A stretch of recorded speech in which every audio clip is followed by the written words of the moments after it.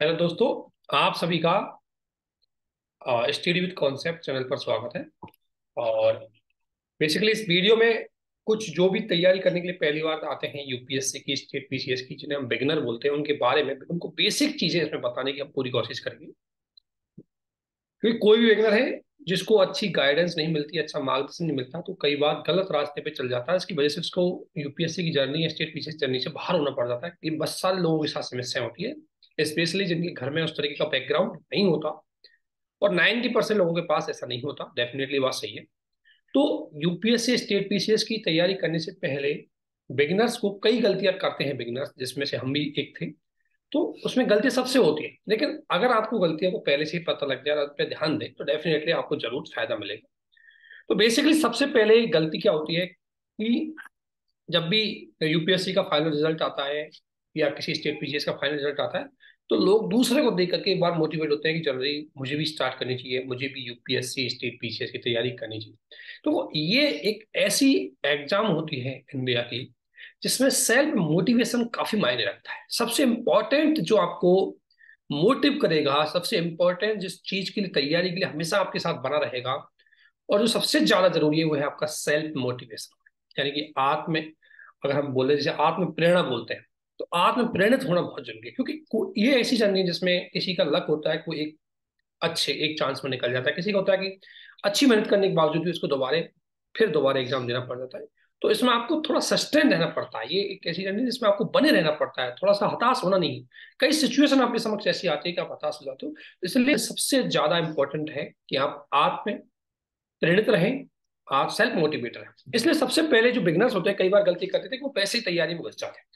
कोई भी एक, तो सबसे पहले आपके माइंड में से चीज निकाल दीजिए कि आप ट्वेल्थ में, ग्रेजुएशन में क्या था आपका, किस तरीके से चीजें आपकी परसेंटेज रही थी। वो यूपीएससी स्टेट पीसीएस और कंपटीशन में ज्यादा मायने नहीं रखता है। कंपटीशन ज्यादा मायने रखता है कि आपकी आप प्रिपरेशन कैसी आप कर रहे हैं। तो सबसे पहले माइंड में निकाल दो, मैं कमजोर हूँ, मेरी परसेंटेज 60 है, 70 है, तो क्या मैं तैयारी करूँ या नहीं करूँ। तो आप तैयारी कभी भी कर सकते हो, ऐसी कोई दिक्कत नहीं। तो पहला ये ध्यान रखना, तैयारी यूपीएससी में जब स्टेट पीसीएस तैयारी करो, सबसे पहला इंपॉर्टेंट चीज ध्यान रखना है कि जिस एग्जाम की आप तैयारी कर रहे हो ना, उस एग्जाम को बहुत बारीकी से समझना है। और समझने के लिए सबसे पहला काम जो ज्यादातर लोग करते हैं, गलती क्या करते हैं कि उस सिलेबस को बेहतर तरीके से नहीं समझ पाते। सिलेबस क्या है जिस भी एग्जाम की हम तैयारी करें, तो पहली कंडीशन ये होती है बिगिनर्स को, कोई भी बिगिनर हो, कोई भी स्टार्टर हो, किसी भी कंपटीशन का सबसे पहला काम जिस एग्जाम को देने जा रहा है उसका सिलेबस आखिरकार है क्या। और सिलेबस को बहुत आराम से पढ़ना है, उसको समझना है, उसके की टर्म्स को समझना है। क्योंकि जो भी सिलेबस बनाया जाता है, यूपीएससी बनाया, स्टेट पीसीएस, वो बड़ी एक कमेटी के द्वारा बनाया जाता है, बहुत बड़े एक्सपर्टों के द्वारा बनाया जाता है। और बहुत ज्यादा एनालिसिस करके, उसको विश्लेषणात्मक बना करके, सोच समझ के, अप्रूवल करवा करके सिलेबस को बनाया जाता है। तो सिलेबस बहुत सिस्टमेटिक होता है, उसकी अपनी एक अंडरस्टैंडिंग होती है। तो यदि आप उस अंडरस्टैंडिंग को, सिलेबस को समझ गए, तो आपको तैयारी करने में दिक्कत नहीं है। सबसे पहले कोई भी बिगिनर हो, सिलेबस को समझना उसकी पहली बात उसको याद रखनी, सिलेबस को समझना। एक बात हो गई सेल्फ मोटिवेटेड, दूसरा बात है आपको हमेशा सिलेबस को समझना है। और उसका सबसे बढ़िया तरीका है प्रीवियस ईयर के क्वेश्चन, चाहे वो प्री के हो, चाहे मेंस के हो, चाहे यूपीएससी को, स्टेट पीसीएस को, या किसी भी एग्जाम की जिसकी आप तैयारी कर रहे हो। सबसे महत्वपूर्ण काम है आपको प्रीवियस ईयर के क्वेश्चनों पर ध्यान देना। तो दो बात आपको ये ध्यान रखनी। तीसरी बात करती है आपको रिसोर्सेज सेलेक्ट करने।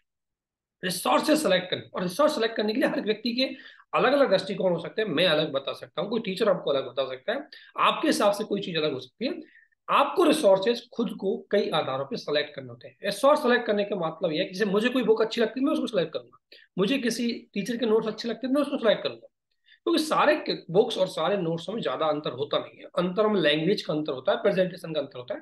तो आप सेलेक्टेड, आपको सबसे तीसरा काम करना है रिसोर्सेज, कि मुझे कौन से रिसोर्सेज पढ़ने हैं। इसमें सबसे पहले बेसिक रिसोर्स आता है, जिसने अगर बिल्कुल नहीं पढ़ा, एनसीईआरटी फर्स्ट बेसिक रिसोर्स आता है। कि मुझे एनसीईआरटी तो पढ़नी ही पढ़नी, वो आपकी बेसिक अंडरस्टैंडिंग को बढ़ा देंगी, आपकी तैयारी में एक अच्छी समझ डेवलप कर देंगी।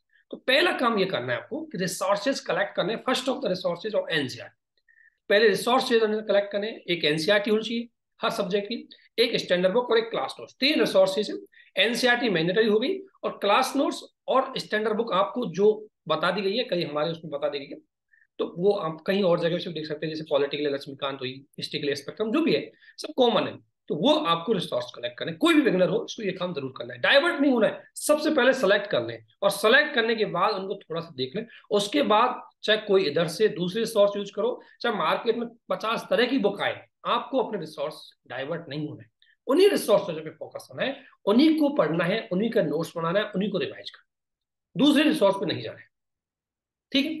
फोर्थ ये है कि कोई भी बिगिनर डायरेक्टली करंट की तैयारी नहीं करेगा, उसको करंट की तैयारी नहीं करनी चाहिए। मैंने देखा बहुत सारे लोग, हम भी उसमें से एक थे, हम बहुत ज्यादा समय हमारा करंट में स्पेंड करते हैं। करंट अफेयर बहुत सारा मेंटली प्रेशर लेते हैं कि हमें करंट पढ़नी चाहिए, करंट नहीं पढ़े तो यूपीएससी नहीं निकलेगी, करंट नहीं पढ़े तो ये नहीं पढ़ा, ये नहीं, बहुत सारी समस्या होती है।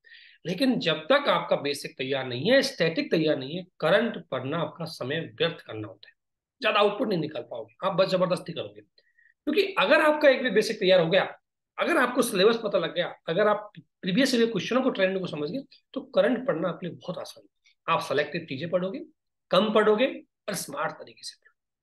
तो चौथा आपको ध्यान रखना है, करंट स्टार्टिंग में नहीं पढ़ना है, कम से कम आपको जब तक आप 50 से 60% बेसिक को समझ नहीं पाओ, तब तक करंट स्टार्ट नहीं करना है। करंट तभी स्टार्ट करो जो बेसिक को समझ, ये आपको जरूर चौथी बात है वो ध्यान रखना। फिफ्थ बात ये रखें, किसी भी बिगिनर को, पांचवी बात ये ध्यान रखनी चाहिए कि प्री, मेंस और इंटरव्यू को अलग करके ना पढ़े। कई लोग क्या करते हैं, जैसे स्टेट पीसीएस में लोग क्या करते हैं, प्री स्पेसिफिक हो जाते हैं, मेंस को देखते नहीं है। बहुत सारे लोग होते हैं प्री स्पेसिफिक हो जाते हैं, मेंस को नहीं देखते। इसी प्रकार यूपीएससी में बहुत सारे लोग पहले, अब तो लोगों ने धीरे धीरे अपना ट्रेंड चेंज कर दिया, बहुत सारे लोग पहले यूपीएससी में भी प्री स्पेसिफिक हो जाते हैं। नहीं, प्री कैसे निकलेगा, मेरे दोस्त का 3 बार प्री नहीं निकला, अगर मेरा प्री नहीं निकलेगा तो आपका mind set only pre oriented हो जाता है। और प्री ओरिएंटेड करके आप प्री पास भी कर लोगे ना तो कोई फायदा नहीं है, मेंस में जाके आप पक्का फेल हो जाओ। तो सबसे इंपॉर्टेंट पार्ट है, इनको इंटीग्रेटेड रखें। इंटरव्यू कोई अलग प्रिपरेशन नहीं होता। इंटरव्यू में क्या पूछा जाता है, आपकी पर्सनैलिटी। पर्सनैलिटी में एक सबसे बड़ा पार्ट होता है आपकी नॉलेज, और नॉलेज होती है आपकी प्री और मेंस की, और नॉलेज डेवलप होती है आपकी प्री और मेंस की तैयारी से, इसलिए इंटरव्यू कोई अलग पार्ट नहीं। Second, communication. आप प्रिपरेशन के दौरान अपना कम्युनिकेशन डेवलप करो, लोगों से बात करो, बेहतर तरीके से एक्सप्रेशन करो। थर्ड, आपका प्रेजेंटेशन, आपका सोच, कॉन्सेप्ट, ये सब किससे तैयार होती है, ये बेसिकली तैयार होती है आपके किससे, ये प्रिपरेशन के पार्ट में। तो इंटरव्यू, आपका मेंस एंड आपका प्री, ये इंटीग्रेटेड प्रिपरेशन होनी चाहिए, इसकी अलग प्रिपरेशन नहीं हो। ये चीज आपको ध्यान रखें। पांचवी इंपॉर्टेंट चीज यही थी, चूंकि इंटीग्रेशन प्रिपरेशन करोगे आप, एक कंबाइंड प्रिपरेशन करोगे तो कोई दिक्कत नहीं आएगी, आपको ज्यादा मेहनत नहीं करनी पड़ेगी, कम मेहनत में आप आसान तरीके से कर सकते हो कोई भी एग्जाम की तैयारी। ज्यादा नहीं, एक रिसोर्स से ही आप बहुत कुछ चीजें निकाल सकते हो। ठीक है। और छठी और सबसे इंपॉर्टेंट बात, कि जब आपने ये चीजें सेलेक्ट करी है कि मुझे यूपीएससी स्टेट पीछे देना है, तो इसमें सबसे ज्यादा इंपॉर्टेंट बात है रिवीजन, कंटिन्यूटी और कमिटमेंट।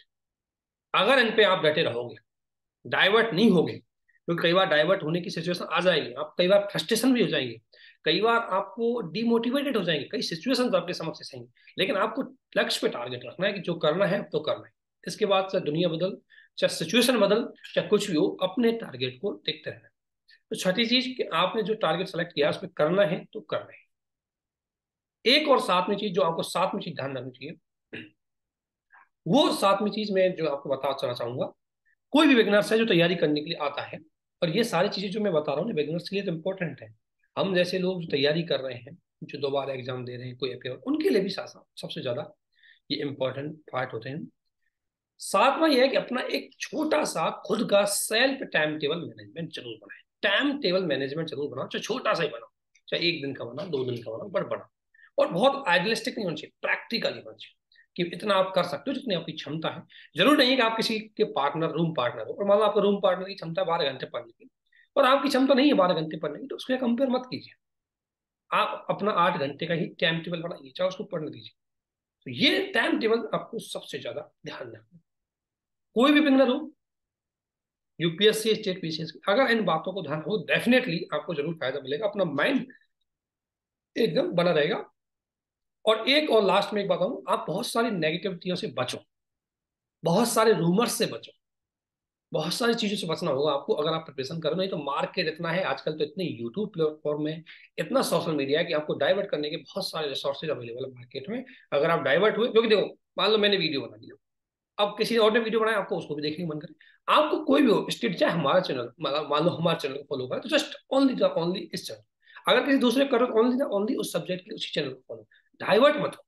क्योंकि सब अच्छा पढ़ाते हैं, सब अपनी ओर से बेस्ट पढ़ाते हैं। डिपेंड करता है कि आप कितना निकाल पाते हैं आप दूसरे से। तो ये 8 बातें हैं जो प्रिपरेशन करने वाले बिगिनर को भी ध्यान रखनी चाहिए। और मैं तो कहूंगा जो हम जैसे लोग जो तैयारी कर रहे हैं कंटिन्यू, उनको भी 8 वहां से बातें हैं, ये 8 things that are told by me in this video.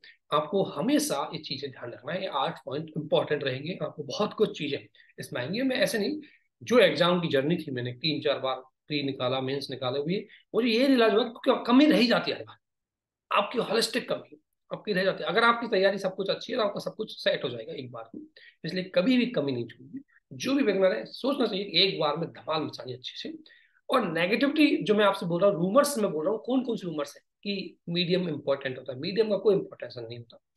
आपका प्रेजेंटेशन जिसमें अच्छा है उसी में प्रेजेंट कीजिए। हर मीडियम के अपने प्रो और कॉन्स होते हैं। इंग्लिश मीडियम के आपके फायदे होते हैं तो नुकसान भी होते हैं, हिंदी मीडियम के अपने फायदे होते हैं नुकसान भी होते हैं।